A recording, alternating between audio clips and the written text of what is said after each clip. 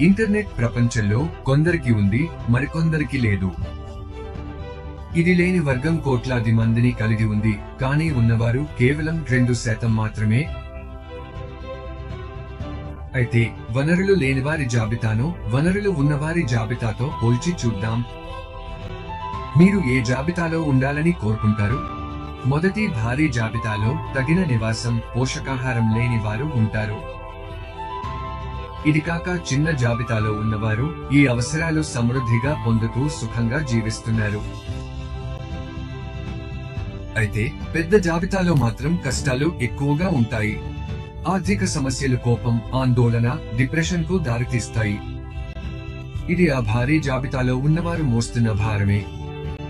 చిన్న జాబితాలో ఉన్నవారు సుఖంగా ఉండి తమ భౌతిక అవసరాలు తీరినప్పటికీ వారు ప్రాథమిక అవసరాలపై తక్కువ స్థాయిలో ఆందోళన, ఒత్తిడి, భయం అనుభవిస్తారు. ఈ చిన్న జాబితాలో ఉన్న వ్యక్తులు తమ కలలను అనుసరిస్తున్నారు. ఇదే సమయంలో పెద్ద జాబితాలో ఉన్న కోట్లాది మంది కలలు కనడానికే వీలు లేకుండా పోతుంది. తమ తప్పు లేకుండానే ఎదురైన దుర్భర పరిస్థితుల వల్ల వారు రాత్రిళ్లు అరుస్తూ భయంకరమైన కలలు చూసి లేచిపోతుంటారు. ఒకప్పుడు ఆ భారీ జాబితాలో ఉన్న ఒక వ్యక్తి ఇప్పటికీ అందులో ఉన్నవారితో అనుబంధాన్ని కలిగి ఉంటాడు. ఈ సందర్భంలో అతను ఒక దృష్టికోణాన్ని అందిస్తున్నాడు. మనమిప్పుడు ఇంటర్నెట్ వాడుతున్నందున వనరులు లేకపోతే ప్రజలకు ఏమి జరుగుతుందో అతను చూశాడు. ఇప్పుడు తను చిన్న జాబితాలో ఉన్నప్పటికీ అతని హృదయంలో ఏదో ఒకటి అతన్ని మాట్లాడాలని ప్రేరేపిస్తోంది. తన కుటుంబ సభ్యులు మరియు సన్నిహిత మిత్రులు ఆర్థిక ఆందోళనల నుంచి విముక్తిగా జీవిస్తున్నారని చూస్తూ అతను బాధను వ్యక్తపరుస్తున్నాడు. అతని ఏకైక ఆందోళన మానవత్వం కోసం, ఎందుకంటే ఎన్నో మంది ఆ జాబితాలో చిక్కుకుని బయటపడలేకపోతున్నారని అతను చూస్తున్నాడు. తన జీవితంలో అపార విజయాన్ని సాధించిన తాను ఉన్న చిన్న జాబితా కోసం కాదు, ఇంకా పోరాడుతున్న విస్తృత జనసంఖ్య కోసం అతని హృదయం బాధపడుతోంది. అతను మార్పు తీసుకురావాలని కోరుకుంటున్నాడు.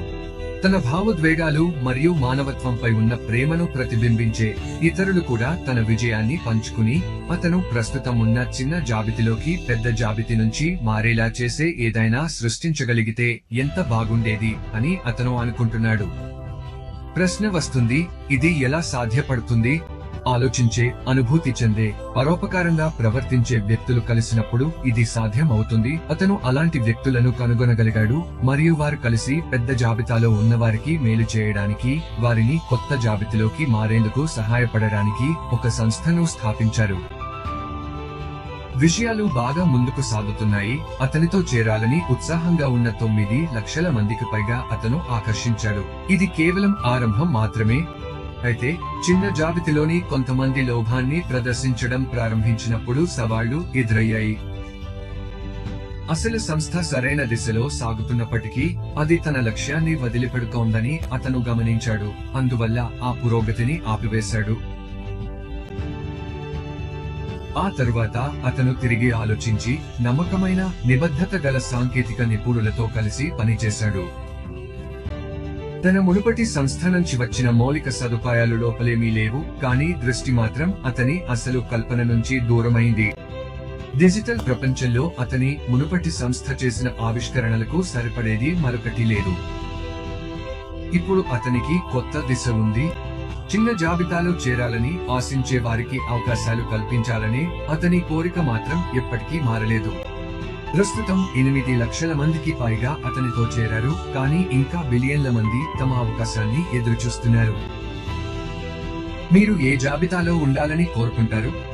నిర్ణయం మీదే. అయితే సరిగ్గా ఆలోచించే ఎవరైనా అసంతృప్తితో నిండిన పెద్ద జాబితాను ఎంచుకోవడం అన్యాయంగా అనిపిస్తుంది. కాబట్టి ఇప్పటికే నా జాబితాలో ఉన్నవారికి నా సలహా, అక్కడే ఉండండి, అక్కడ లభించే లాభాలను పొందండి. మనమందరం కలిసి మిలియన్ల మందికి, అవసరమైతే బిలియన్ల మందికి సహాయం చేస్తాం. మా వెంట రండి. ఈ లక్ష్యాన్ని సాధించడానికి సహాయపడే వాహనం న్యూ డైరెక్షన్ కంపెనీ త్వరలో ప్రారంభమవుతోంది. మీరు నా ఆలోచనలను తెలుసుకునే అవకాశం పొందారు.